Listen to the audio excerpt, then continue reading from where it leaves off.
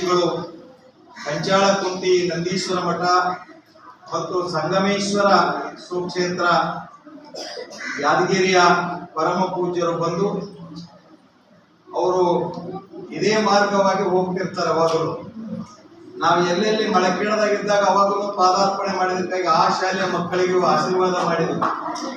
ಇವಾಗೂ ನಮ್ಮ ಶಾಲೆಯ ಬಗ್ಗೆ ಬಹಳ ಕಾಳಜಿ ಉಳ್ಳಂತ ಪೂಜ್ಯರು.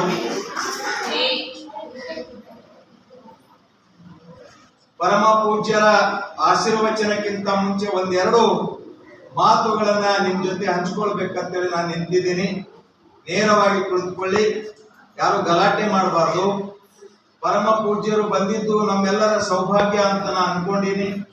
ಯಾಕಂದ್ರೆ ಅವರು ಯಾವಾಗ ನಮ್ಮ ಶಾಲೆ ಒಳಗ ಬಡವರ ಶಾಲೆಯ, ಇದು ಸರ್ಕಾರಿ ಶಾಲೆ, ಬಡವರ ಮಕ್ಕಳು ಓದುವಂತಹ ಶಾಲೆಗೆ ಅವರು ಯಾವಾಗ ಪಾದಾರ್ಪಣೆ ಮಾಡಿದ್ದಾರೆ ಅವಾಗೆಲ್ಲ ನಮಗೆ ಒಳ್ಳೇದಾಗ್ಯದ. ಈ ಶಾಲೆಯ ಅಭಿವೃದ್ಧಿಗೆ ಅವರು ಮುನ್ನುಡಿ ಬರೆದಂತವರು, ಪೀಠಿಕೆ ಹಾಕಿದಂತವರು, ಅಮೃತ ಮಹೋತ್ಸವಕ್ಕೆ ಆಗಲೇ ಕರೆ ಕೊಟ್ಟಂತವರು.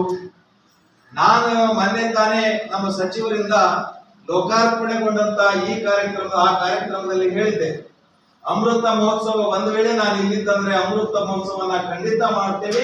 ಪರಮ ಪೂಜ್ಯರು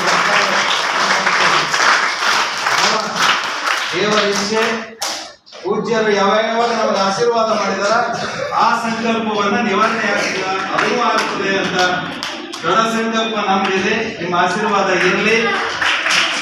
ನೀವೆಲ್ಲ ಶಾಲೆಯಲ್ಲಿ ಓದುವಂತ ಮಕ್ಕಳು, ನೀವೆಲ್ಲ ಬಡವರ ಮಕ್ಕಳು ಓದುವಂತ ಈ ಶಾಲೆ ಹೈಟೆಕ್ ಶಾಲೆ. ಆಗಲೇ ನಮ್ಮ ಹಿರಿಯ ಶಿಕ್ಷಕರಾದಂತಹ ಗುರುನಾಥ್ ಸರ್ ಅವರು ಅರ್ಥಪೂರ್ಣವಾದಂತ ಎರಡು ಮಾತುಗಳನ್ನ ಹೇಳಿದ್ರು.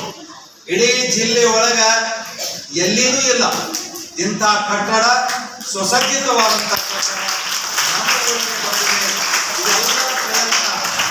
ನಮ್ಮ ಊರಿನ ಗ್ರಾಮಸ್ಥರು, ನಾವೆಲ್ಲ ಪಂಚಾಯತಿ ಮೆಂಬರ್ಗಳು, ಶಿಕ್ಷಣ ಪ್ರೇಮಿಗಳು, ನಾವೆಲ್ಲ ಶಿಕ್ಷಕರು ಬರೀ ನೆಪ ಮಾತ್ರ. ನಾವು ಈ ಊರೆಲ್ಲ ಮತ್ತೊಂದು ಊರಿಗೆ ಹೋಗುವಂತವ್ರು. ಆದ್ರೆ ನಾವು ಎತ್ತಿದಂತ ಪ್ರಶ್ನೆಗಳಿಗೆ ಗ್ರಾಮಸ್ಥರು ಸಹಕಾರ ಕೊಡುವ